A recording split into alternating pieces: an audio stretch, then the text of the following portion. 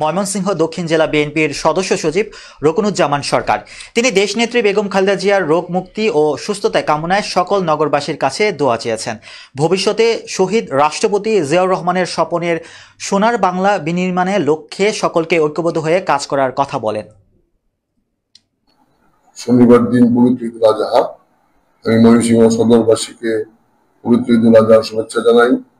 এই দিনটিতে আমরা সবাই যেন ধনী গরিব মিলে একসঙ্গে ঈদের আনন্দ উপভোগ করি এবং পাশাপাশি ময়মনসিংহ নগরবাসী এবং সদরবাসীকে আহ্বান জানাই আমরা যেন পরিষ্কার পরিচ্ছন্নতাকে এইটা মনে রাখি, না হলে বিভিন্ন রোগের জন্ম হবে।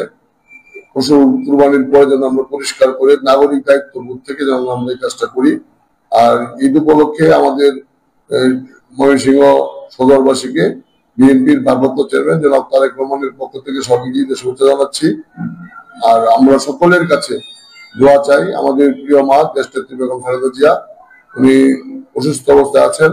আল্লাহ রাব্বুল আলামিন যেন ওনাকে সুস্থ করে বাংলাদেশের মানুষের, বাংলাদেশের স্বাধীনতা সার্বভৌমত্বের খেদমত করার সুযোগ দেন। তিনি হিসেবে শাহাদাত বার্ষিকী ছিল।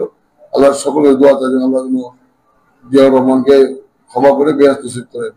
নিউজ 21 এর মাধ্যমে ময়মনসিংহ সদরবাসীকে এই 17 বছরে যারা এই যুদ্ধে জীবন দিয়েছে তাদের পরিবারকে ময়মনসিংহ দক্ষিণ জেলা বিএনপির পক্ষ থেকে সকলকে ঈদ মোবারক।